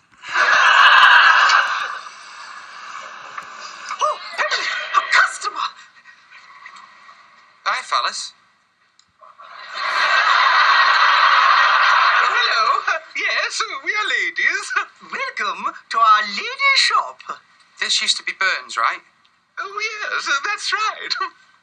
I used to get all my clothes from here, but it's all right. There's a Mr. Buy Rights on the corner. I'll just go there. Well, I'm sure we can find something for you. We've got a shy one. Come on, let's get these trousers off. No. Can I give you a hand, Emily? No, thank you, my dear. I'm fine. Not me thong. Let's get these knickers on you, dear. Florence, may I present to you a new lady friend of mine, Miss Roberta Williams.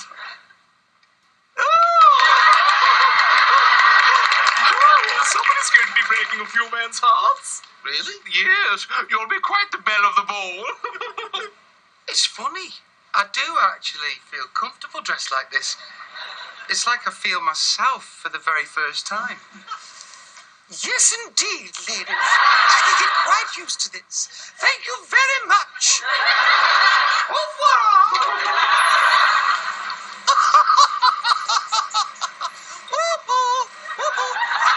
I'm a lady. Bloody wolf. Anyway, there you go. Right, now I'm going to share an email from Matt Powerland. Give me a second. I have to sort my windows out. Oh, I see. It was only sharing portion. Okay. Now we'll sort out. And then I will I'll wrap up. Right, wait. Yes, Danny Diesel, thanks for that. Right, where am I? Ooh.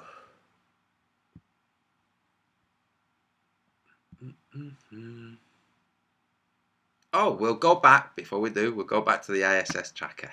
That should be fun. Let's see what 3 locations the ISS tracker is at now. So, but give me a second. Somebody's drank my cup of tea.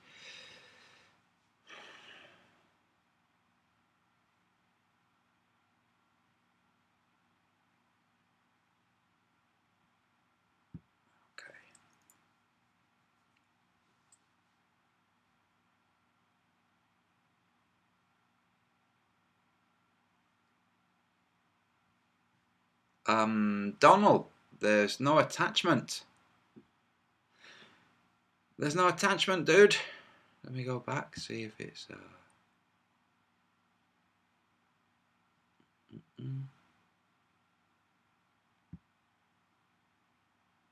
second. Maybe it was in the previous. Aha, yes.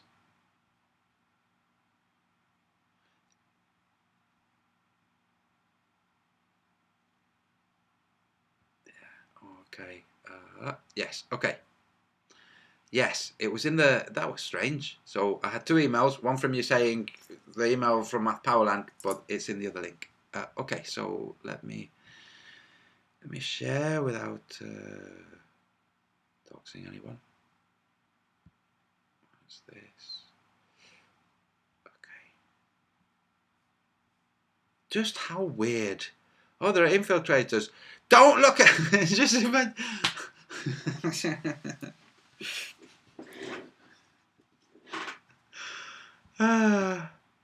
There are infiltrators. Don't look at us! Like, why would you call attention to yourself? Oh, I'm already sharing. Jolly good. So, hey, that was cool. I didn't realise that was happening. So, in which case, you will have seen that first. Okay, so, I'm going to expand this. Powerland, wow, that's incredible. Even more so, you're putting this on in the US during a come over tyranny. Laugh out loud. How is this even possible? Especially hearing what they, and then to Robbie, if the flight. Okay, so here's the answer. Okay, so Robbie messaged him about going. Math, it's Robbie Davidson from the Celebrate Truth YouTube channel. I have something very exciting to discuss with you. So could you please give me a call at... well, I'm not going to show his number, because even though I don't like him... So, they must have spoken. Reply, if the flight and hotel was covered and I was allowed to speak for an hour, I might entertain the idea of Denver. Not, and I have 51% control.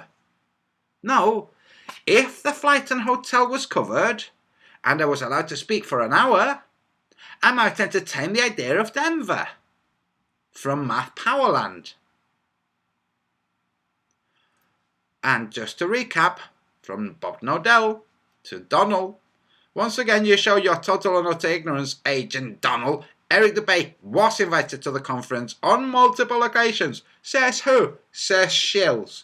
And Matt Powerland didn't show up at the conference because he demanded 51% creative control of it.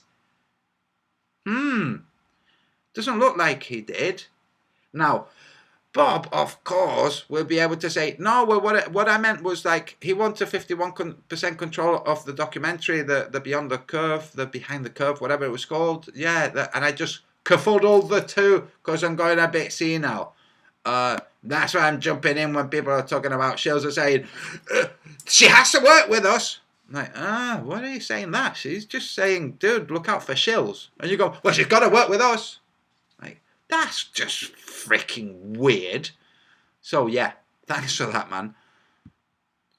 Bob, dude, you're losing it. You're losing it. But now that I think about it, now that piece of shit map of theirs makes sense. Like, hey, how about we produce a piece of shit, doolally, immediately disprovable map of the flat earth? Why don't we do that?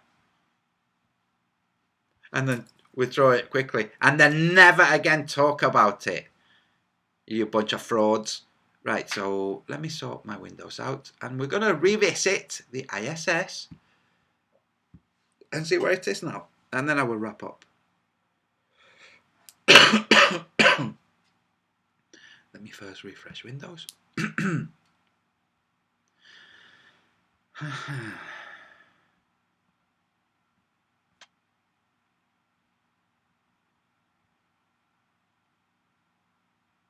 Page loading, please wait. Yes, wait patiently.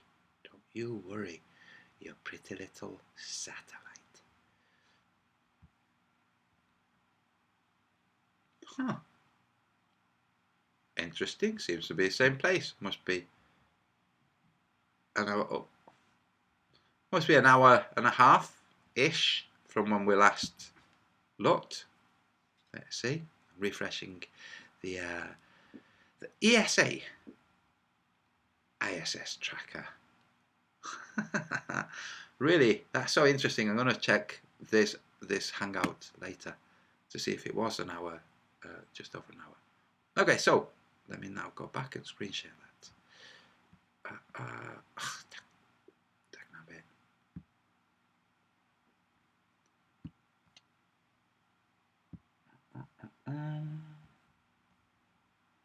Window capture, I think it's this one. Nope. This one. And here we go. So, here's one tracker. Where is it? Well, it's just past south of Perth. Interesting. What about this one? Oh, arriving at, well, it's almost south of Tasmania. What about this one? Well, kind of a bit. It's corresponding more to the first, but too far over. I mean, what's wrong? Are their maps wrong? Is their data wrong? If you look at the details at the actual latitude and longitude, it's like, oh, no, they've just got different details for them. They're plotting them, showing them at different places. That's what it is. It's not a discrepancy with time, just different places. And all those of you who are globe believers say, no, it's a discrepancy with time. That's what it is. Like, wait a second. Live means live. It doesn't mean live from 20 minutes ago or live in 20 minutes time. No, it's live tracker, live tracking. Like, we flat earthers, we pondlings have had to explain to you globe believers that your theory of gravity is false and it's demonstrable. You can do it with a vacuum chamber if you want, but you can also do it with a feather and a hammer if you want. It's just wrong in every way, your theory of gravity. Your globe maps are wrong, demonstrable, very easy to demonstrate. You have this ISS tracker thing and you think, oh, that saves us. Like, you don't know what that thing is, but you know for sure that it's in 3 different locations at the same time, which is impossible for a single object. We're not talking in a box, in a room, in a house, and those being 3 different locations, because all of those locations are in the house. Okay? You can get into all the subjective crap, or the relative nonsense. You're wrong. All of those 3 objects would be in the house. We're talking about the house. We're saying your house is fucked. It's fucked. It shows contradictory things. Oh, it's here, and it's here, and it's heading towards New Zealand now, past Tasmania. This is the ESA. That's peculiar. And there are others you can pull up. I think I've come across 5 different ones. You can pull up all 5 of them, and from time to time, like this one for instance, this one now, and this one, they're seeming to match. They say, oh, that's okay. It's a different type of image. They're appearing to be very close. You could say, yeah, about the same place. Wait until later, when you've got these bigger distortions when they get to Central America. Wait then and take a look. You go, oh gosh, no, that went totally wrong. What the heck? Okay? Let me show you. Whenever it chooses to show. In this region, like that's where it's like, this one will show it here, and this one will show it elsewhere.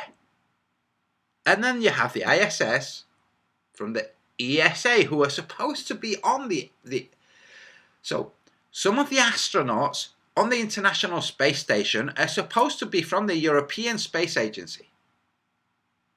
They should know where they are. What's their tracking doing? Like, we use this tracker, and this tells us that they're there. Like, brilliant. What about these other guys? What do the Russians use? Because it doesn't match, guys. It's like, what the heck is, like, how have you got these things so wrong? No, there are ways of justifying this. Right, well, then we're going to go back to this silliness from Red's Rhetoric and his pal, who think that you can take 2 distinct triangles and just blend them into a 3rd triangle. Like, really? Okay, 2 distinct triangles, blend them into a 3rd triangle, and then make calculations from the 3rd triangle as if those calculations apply to the original 2. Like, my God, what happened to you? So I'm going to play some of this. Like, oh, here it comes. Remember, it doesn't change orientation. I'm going to move ahead and jump ahead. And then it gets to, like, just after halfway through. Like, here's, like, just after halfway through. It starts to go very, very interesting. Like, watch. Still not changed the orientation. You might think, oh yeah, look, this one's higher and that one's lower. No, you might notice the crazy glitching going on. Not to mention that this has gone now, for sure, halfway across the sky. Like, imagine a plane flying halfway across the sky and you're seeing the same the same angle to the plane. That's just not doable. When you're seeing it over to your left, you're seeing the front of the plane. When it's in front of you halfway across the sky and you're looking at it, you're not looking at the front of the plane. You're looking at the side of the plane. But you see the dancing going on. Like, what's that? Oh, that's the ISS, that is. Oh, that's the ISS, is it? Yeah, it's the ISS for sure. Oh, right. Interesting. You're making your globe beliefs based on that. And now we're going to look at how the ISS went. Wait, go back here. Pay attention to the azimuth. Here. Oh, no, well, we use a different azimuth. No, you don't. Here, 234. Okay, so here's mooncalc, so people can orient themselves. 234. The ISS is moving towards the east from the west. Like, obviously, it's like towards the east. Like, that implies from the west. Okay, we're going to look at where it was on the azimuth towards the end of the 5 minute, just on the 5 minute clip. So here, okay, let's see.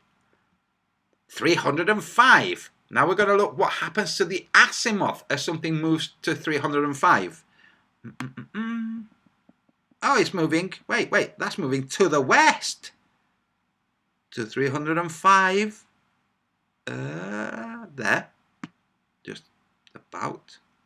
Yeah, see how that went to the west, not to the east. But the ISS moved to the east. So they messed up big time. They messed up. It's a glitch, guys. You messed up.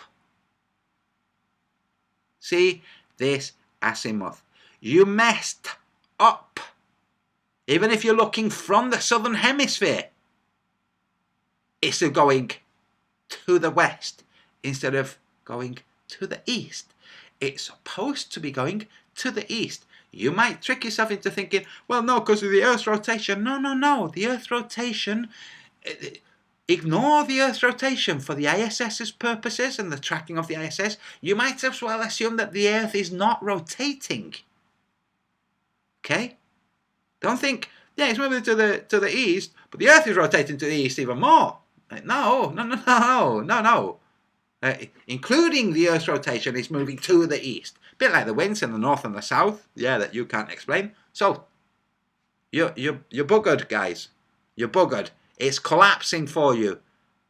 And your little prayers, the ISS and the celestial poles, wait until a bunch of us get together and do some Star Trek videos. It's like, that's interesting how these two, I'm going to hold my fingers like this.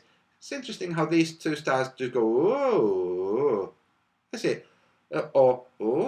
Interesting how they're doing that, whilst other stars are doing other things. It's like, must be an error on this area of the lens. Wait. Circle. Yeah, that's okay.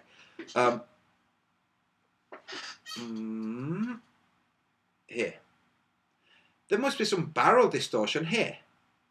Okay, let's turn the frame all the way around, like 45 degrees.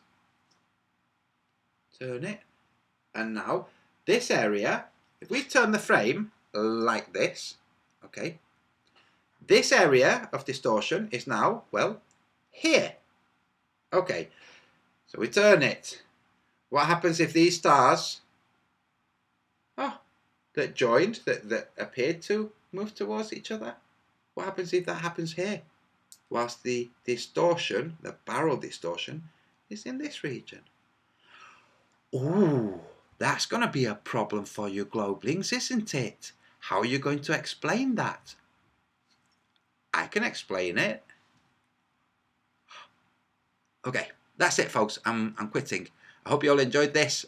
I enjoyed it, and I'm going to see you all later. Wait, I want to go into the chat before I do go, just to make sure that there's no trouble going on. And I think I might have closed it.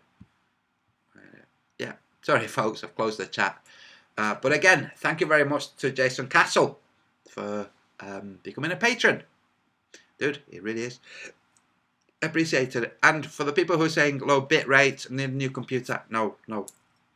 My broadband's supposed to be pretty stable. This is a new laptop, a new MacBook. It's a powerful one. It's not. Sometimes it's just a little bit of tampering from whatever. And there's no cat today unplugging my internet, which is what was dropping the transmission the other day. So that's it, folks. I will see you all soon. Now I'm going to go and look for some more Posey Parker. All right. Bye all.